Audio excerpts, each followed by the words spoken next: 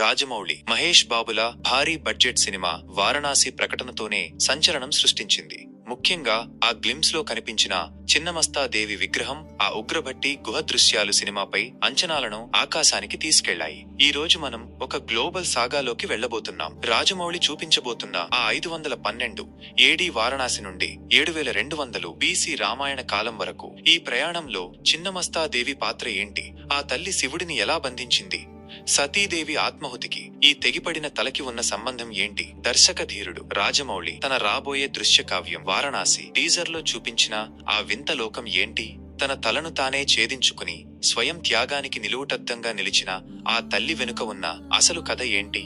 ఈ అద్భుతమైన మరియు లోతైన ఆధ్యాత్మిక ప్రయాణంలోకి మీకు స్వాగతం. ఈ రోజు మనం ఒక సామాన్యమైన దేవత గురించి మాట్లాడుకోవడం లేదు. మానవ మేధస్సుకు అందని, తర్కానికి లొంగని, అత్యంత భీకరమైన మరియు అత్యంత కరుణామయి అయిన చిన్నమస్తా దేవి అంతరార్థాన్ని ఆవిష్కరించుకోబోతున్నాం. ప్రశాంతంగా కూర్చోండి. మీ కళ్ళు మూసుకోకపోయినా పర్వాలేదు, కానీ మీ అంతరాత్మను మాత్రం మేల్కొల్పండి. ఎందుకంటే ఈ కథ విన్నాక మీ గురించి మీరు ఆలోచించే విధానం మారిపోతుంది. బ్రహ్మ మానసపుత్రుడైన దక్ష ప్రజాపతి కుమార్తె సతీదేవి. ఆమె ఆదిపరాశక్తి అంశతో జన్మించింది. సతీదేవి చిన్నతనం నుండే శివుడిని ఆరాధించి చివరకు ఆయననే వివాహం చేసుకుంటుంది. అయితే దక్షుడికి శివుడంటే అస్సలు పడదు. శ్మశానంలో తిరుగుతూ ఒంటికి భస్మం పూసుకునే శివుడు తన అల్లుడు కావడం దక్షుడి అహంకారానికి నచ్చదు. ఒకసారి దక్షుడు ఒక భారీ యజ్ఞాన్ని ఏర్పాటు చేస్తాడు. 3,000,000 దేవతలను, మునులను ఆహ్వానిస్తాడు. కాని తన కూతురు సతీదేవిని, అల్లుడైన శివుడిని మాత్రం పిలవడు. దక్షుడు చేస్తున్న యజ్ఞానికి వెళతానని సతీదేవి పట్టుబట్టినప్పుడు శివుడు అందుకు నిరాకరిస్తాడు. ఆహ్వానం లేని చోటికి వెళ్లడం గౌరవం కాదు, పైగా అక్కడ మనకు అవమానం తప్పదు అని శివుడు హెచ్చరిస్తాడు. కాని సతీదేవి పుట్టింటి మీద మమకారంతో వెళ్లాలని మొండికేస్తుంది. శివుడు ఎంతకీ ఒప్పుకోకపోవడంతో సతీదేవికి కోపం వస్తుంది. ఆమె సాక్షాత్తు ఆదిపరాశక్తి అని, తనకంటే తక్కువ కాదని శివుడికి నిరూపించాలనుకుంటుంది. అప్పుడు ఆమె తన విశ్వరూపాన్ని ధరిస్తుంది. ఆ భీకర రూపానికి భయపడి శివుడు అక్కడి నుండి వెళ్లిపోవాలని ప్రయత్నిస్తాడు. కాని సతీదేవి 10 దిక్కులా 10 రూపాలుగా దశమహావిద్యలు విస్తరించి శివుడిని కదలకుండా బంధిస్తుంది. ఆ 10 రూపాల పేర్లు కాళీ, తార, త్రిపుర సుందరి, భువనేశ్వరి, భైరవి, చిన్నమస్తా, ధూమావతి, బగళాముఖి, మాతంగి, కమల. ఈ భయంకరమైన మరియు విభిన్నమైన రూపాలను చూసి శివుడు ఆశ్చర్యపోయాడు. ఎవరు నువ్వు? నా భార్య సతీదేవి ఎక్కడా అని అడిగినప్పుడు ఆ రూపాలన్నీ ఒక్కటిగా కలిసి నేనే ఆదిపరాశక్తిని, సృష్టి, స్థితి, లయలు నా నుండే ఉద్భవిస్తాయి అని సమాధానమిచ్చాయి. అప్పుడు శివుడు ఆమె గొప్పతనాన్ని గుర్తించి ఆమెను దక్షయజ్ఞానికి వెళ్లడానికి అనుమతించాడు. ఆమె నంది వాహనంపై దక్షుని యజ్ఞవాటికకు చేరుకుంటుంది. యజ్ఞశాలలో సతీదేవికి ఘోరమైన అవమానం ఎదురవుతుంది. తండ్రి దక్షుడు ఆమెను పట్టించుకోకపోగా అందరి ముందు శివుడిని హీనంగా దూషిస్తాడు. నా భర్తను, ఆ పరమశివుడిని అవమానించిన ఈ దేహాన్ని నేను మోయలేను అని సతీదేవి తీవ్ర ఆవేదన చెందుతుంది. వెంటనే ఆమె యోగాగ్నిని సృష్టించి ఆ యజ్ఞవాటికలోనే ఆత్మాహుతి చేసుకుంటుంది. ఈ వార్త విన్న శివుడు తీవ్ర ఆగ్రహానికి లోనవుతాడు. తన జట నుండి వీరభద్రుణ్ణి సృష్టించి దక్షుని యజ్ఞాన్ని ధ్వంసం చేస్తాడు. అంటే సతీదేవి దక్షయజ్ఞానికి వెళ్లడానికి ముందే శివుడిని ఒప్పించడం కోసం ధరించిన 10 దివ్య రూపాలలో చిన్నమస్తా రూపం ఒకటి. ఈ కథ ద్వారా మనకు తెలిసేది ఏమిటంటే చిన్నమస్తాదేవి సతీదేవికి వేరు కాదు. ఆమెలోని ఒక ఉగ్ర జ్ఞాన స్థితి. దశమహావిద్యలలో 6వ శక్తిగా విరాజిల్లే చిన్నమస్తాదేవి జననం మరియు ఆమె దైవత్వ రూపాంతరం వెనుక ఉన్న గాథ సామాన్యమైనది కాదు. పురాణాల ప్రకారం ఆమె సృష్టికి పూర్వమే ఉన్న ఆదిశక్తి స్వరూపమైనప్పటికీ లౌకిక అర్థంలో ఆమె అవతరించిన తీరు పార్వతీదేవి యొక్క అత్యున్నత త్యాగనిరతికి నిదర్శనం. చిన్నమస్తాదేవికి ప్రత్యేకంగా మానవ మాతృల వలె బాల్య దశ ఉండదు. ఆమె సాక్షాత్తు పార్వతీదేవి యొక్క ఒక తీవ్రమైన అవస్థ. శివపురాణం మరియు మార్కండేయ పురాణాల ప్రకారం సతీదేవి ఆత్మాహుతి తర్వాత పార్వతిగా జన్మించిన శక్తి హిమవంతుని పుత్రికగా పెరిగింది. బాల్యం నుంచే ఆమెలో లోక కళ్యాణం పట్ల అమితమైన తపన ఉండేది. అయితే చిన్నమస్తా రూపం ఉద్భవించడానికి కారణం మందాకిని నదీ తీరంలో జరిగిన ఒక అద్భుత ఘట్టం. విశ్వమంతా నిశ్శబ్దంగా ఉన్న ఒకానొక సమయంలో ఆదిపరాశక్తి తన సఖులైన జయ మరియు విజయలతో, వీరినే వర్ణిని మరియు డాకిని అని కూడా అంటారు, కలిసి మందాకిని నదిలో స్నానానికి వెళ్ళింది. ప్రకృతి పులకిస్తోంది. నీటి అలల సవ్వడి తప్ప మరేమీ వినబడటం లేదు. కాని ఆ ప్రశాంతత వెనుక ఒక ఆకలి ఉంది.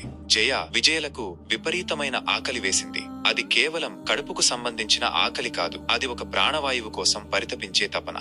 అమ్మా, మాకు ఆకలిగా ఉంది అని వారు దీనంగా అడిగారు. జగన్మాత మౌనంగా నవ్వింది. కొంచెం ఓపిక పట్టండి, సమయం వస్తుంది అని చెప్పింది. కాని ఆకలి ఆగదు కదా, అది పెరుగుతూనే ఉంది. వారు మళ్లీ మళ్లీ అర్థించారు. అప్పుడు జరిగింది ఆ అద్భుతం, ఆ భీకర దృశ్యం. లోకమాత తన స్వహస్తాలతో తన తలను తానే ఛేదించుకుంది. రక్తం 3 ధారలుగా చిమ్మింది. 2 ధారలు తన సఖుల నోటిలోకి వెళుతుంటే 3వ ధార తన సొంత కంఠంలోకి వెళుతోంది. చేతిలో తన సొంత తెగిపడిన తల, ముఖం మీద చిరునవ్వు, చుట్టూ రక్తం. ఇదే చిన్నమస్తా స్వరూపం. ఇక్కడ మనం ఆగాలి. ఇది చూసి భయపడాలా, లేక దీని వెనుక ఉన్న సత్యాన్ని చూసి వణకాలా? సాధారణ కళ్లకు ఇది హింసలా కనిపిస్తుంది, కాని జ్ఞాని కంటికి ఇది సృష్టి యొక్క పరమ రహస్యం. తనను తాను అర్పించుకోవడం అంటే ఏమిటో ఇక్కడ దేవి నిరూపిస్తోంది. నేను అనే అహాన్ని చంపినప్పుడే మనలోని జీవశక్తి ఇతరులకు పోషణనిస్తుంది. చిన్నమస్తా అంటే తల లేనిది అని అర్థం కాదు, తలను వేరు చేసినది అని అర్థం. మన తల అంటే మన అహంకారం, మన ఆలోచనలు, మన పరిమితులు. ఆ తలను పక్కన పెడితేనే మనం విశ్వ చైతన్యంతో కలుస్తాం. ఆమె నగ్నంగా ఉంటుంది. ఎందుకంటే సత్యానికి వస్త్రాలు అక్కర్లేదు. ఆమె నిలబడిన తీరు చూడండి. రతి మన్మధుల మీద ఆమె నిలబడి ఉంటుంది. దీని అర్థం కామం మీద విజయమని కాదు, సృష్టికి మూలమైన ప్రాణశక్తిని ఆమె తన ఆధీనంలో ఉంచుకుందని అర్థం. ఆమె సంహారకర్త కాదు, ఆమె రూపాంతరకర్త.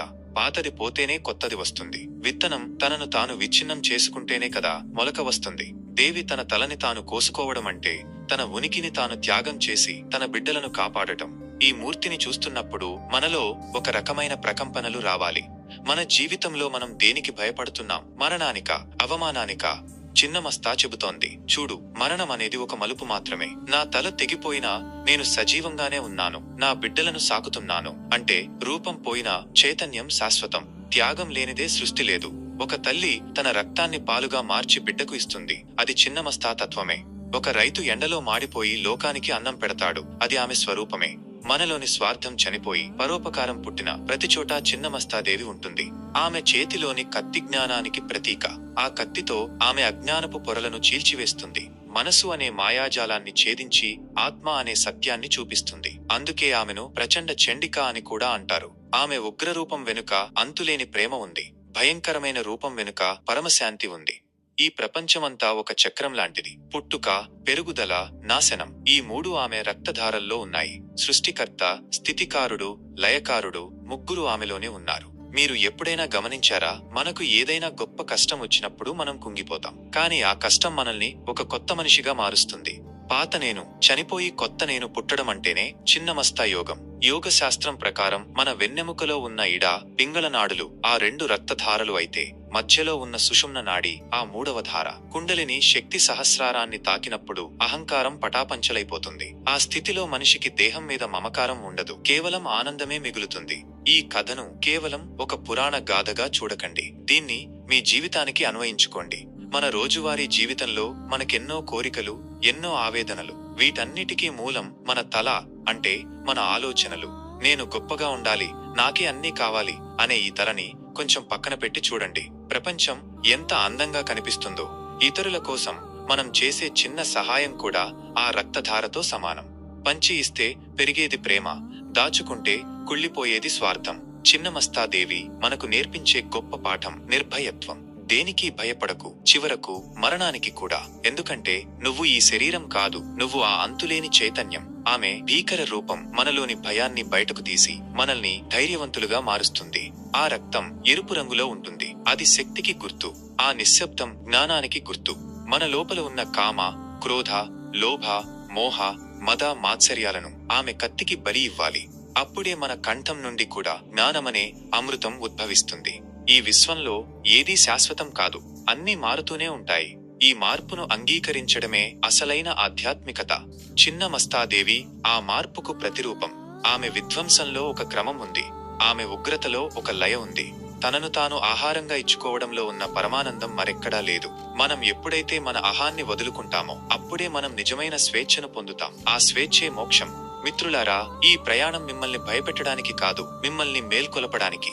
చిన్నమస్తా దేవిని కేవలం పటాల్లో చూసి నమస్కరించడం కాదు, ఆమె తత్వాన్ని గుండెల్లో నింపుకోవాలి. కష్టాలు వచ్చినప్పుడు ధైర్యంగా నిలబడటం, ఎదుటివారి ఆకలి తీర్చడం కోసం మన సుఖాలను త్యాగం చేయడం, మన ఆలోచనల పరిధిని దాటి ఆలోచించడం, ఇవే మనం ఆమెకు ఇచ్చే నిజమైన హారతి.